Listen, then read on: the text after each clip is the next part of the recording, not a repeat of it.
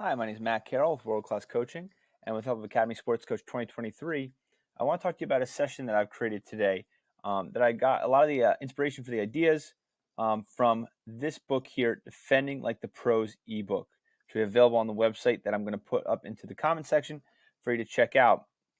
A lot of this is the tactical elements, comparisons of defending tactics of Jurgen Klopp and Pep Guardiola.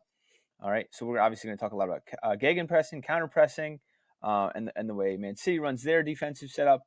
Obviously, looking to win the ball up high, quick transitions, all that kind of stuff in here. And I think for my session, what I did was I kind of broke it down more into the individual defending needs you need for your players and the small actions that will lead up to those tactical decisions that you'd be playing with. So what I start off with here is a 1v1 situation. With three different goals, one defender, one player in black. So what we can do here is if you want to make it really difficult, you can have the defender simply just defend all three goals. What I like to do is get this concept of every goal is maybe we put a cone behind it, and every goal is color-coded. And at the beginning of the drill, the player in yellow passes to the player in black, and the coach will then call out a color. That will determine where the attacker goes. Now, he can see the cone. He'd obviously make a decision. But the defender has to think about what's behind him, check his shoulder, and recognize his positioning here. So what we're really working on is the ability to put pressure on the defensive player and force them one way. We're controlling where the attacker's going. We're trying to block shots and passing lanes. In this case, the passing lanes are directed towards a small-sided goal or something along those lines. So if it's blue, we really want to work with our defender to block up that passing lane, okay, and force them wide of the blue goal area. So we might push them into the sideline here, especially if they take a touch on the right foot behind them. We can pressure them here. We may pressure them this way, towards the other sideline, using the sideline as a defender and forcing making the field small as possible, and forcing them into overloads using the sideline as an additional defender. And then we just kind of reset, have it again, and just change the color. So we're getting a bunch of different things where it's 1v1. Generally, you're going 1v1 patterns. You're going 1v1 to an end zone, a small-sided goal or something like that.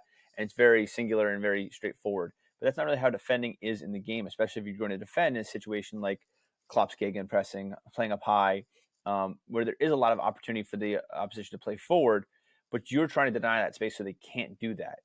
So in this, we're simulating that concept of we're going to swarm, we're going to put numbers on it, but it starts with a singular pressure defender, forcing the ball one way into danger areas and making sure that this player cannot go forward to the blue goal. It creates a lot of variability as well, because every single time the body position, the way the attacker is going to receive, that's going to change for sure. But then where the goal is, the object is determining, the best body position, the best way to force them based on their touch, based on the position of the goal. So it's a lot of decision making within a simple 1v1 drill. Now, what I'd like to do from here is I'll reset this. And I like this one. You can use with like just a regular cone, like a traffic kind of cone deal. But here I have, let's say 1, 2, 3, 4. I have 4 attackers. Now, more or less, whatever you want once you kind of figure out how it works. But we have this defender, and it's a standing cone, and the attacking players are trying to knock the ball. Knock the cone or stick down with their ball. So we'll call this one defend the fortress. And what we'll do is we'll color code these guys or number them. You can just call them by name. I like the coloring thing and the number of things. So it's the defender is one more thing to kind of remember from a pattern. So it's okay. Well, if we call 1, this is where I need to be. So we're having them on their toes. We're making sure that they're alert. They're staying ready to go.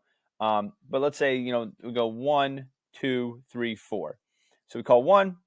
Defender snaps into action, is defending 1v1 against this guy, and it's going to take them to a position where they're going to be, maybe this kid dribbles here and he's down here, and this person's attack ends when they pass and they miss, or the yellow player is able to get a touch on the ball.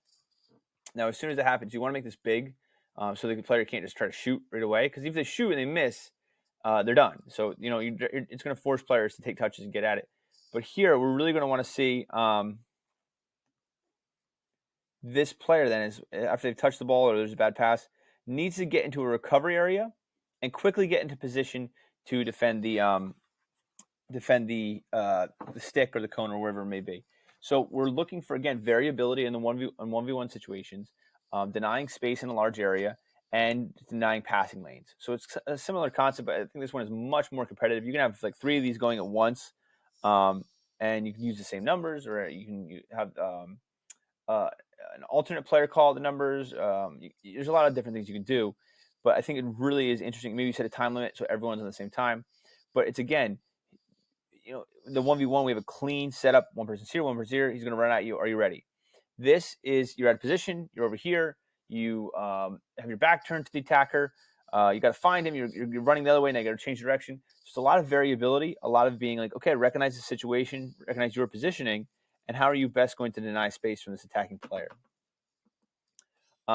So where I'd go from here, I like this one. You can even use this as a beginning or the end, like as a kind of like a conditioning thing. But we're going to have, and I think just players just really enjoy this one. I do it with attacking players as well. We do an attacking one where it's you shoot, score, and then you have to defend. But we're going to have, let's say, a coach here or an additional goalkeeper. We can do goalkeeper. Put the goalkeeper here, the defender here,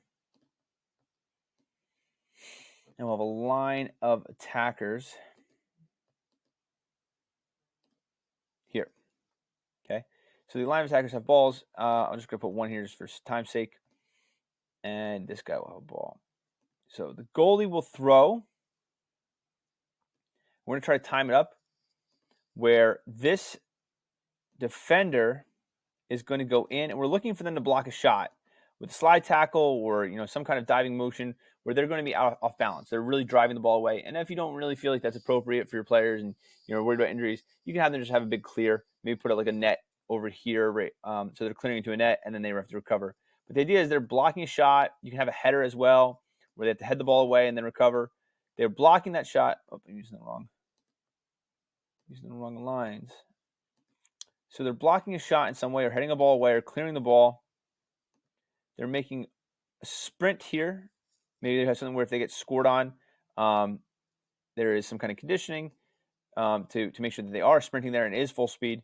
And once they've blocked that shot or headed the ball away, they're then immediately recovering to a player who, so as soon as they block the shot, this player can start going towards goal and trying to score. Again, you want to make it far enough away so they can't just instantly go and just shoot. But we're going to recover and cut them off at an angle. So we're going to watch this attacker come down here. Defender gets in front, blocks passing lane, forces them one way, tries to create as poor of an angle as possible for the attacking player. Okay, and so we'll move on from there. So a lot of, again, this concept of quickly moving into a position, getting them ready to be, hey, if you're not in the perfect position, you were just attacking. Now I like to call it the light switch moment. Now you're defending. You have to turn the light switch and you're of a completely different role, getting them to work into those situations. And then where I would end is before our scrimmage, we went a lot of individualized defending, and now we'll bring a number of other players in. Maybe we go a 3-back here. We can have a goalie involved as well if we want, but I'll just put a small-sided goal for here for right now. We'll put a little bit bigger goal because we'll have a little bit bigger goal. Maybe this is like those the bigger quick goals, and then we'll have 2 nets over here. So let's make it you can up the difficulty, but for now, we'll just make it a 3v3. So we're even strength. That will click. Not going to click. No, I don't want you. Well, there we go. So we're even strength here. And I call this one the wave game. Because as soon as these, I have too many guys. As soon as the ball goes out of play, whether that's yellow shoots or black scores or black shoots and they miss, whatever it is, every reset will immediately come from a set of players that are next up ready to go. They'll have a ball, and the 3 players that are on will come off. The 3 players that are waiting will come on. So it's you're defending, you're defending, you're defending, and as soon as the pass goes out or wherever it is, you immediately need to get your shape back together, find the guy that's going to pressure, deny space, and not allow them to go forward. So a lot of those concepts we've worked on throughout the session, but now we're specifically working on it a little bit more within a team dynamic, team setting here. And then finish with a scrimmage, where you're looking and focusing on, you want to cover a million different things, but I'd say focus truly on your defenders, denying space, blocking passing lanes, forcing the opposition one way, and those light switch moments. All of the defending principles we've really worked on. So again, I got a lot of the great ideas for this session from the book we have available on the website that is going to be posted in the comment section, so you can check it out, called Defend Like the Pros, the defending tactics of Jurgen Klopp and Pep Guardiola. And once more, my name is Matt Carroll with World Class Coaching and the help of Academy Sports Coach 2023. And I hope this session finds you well.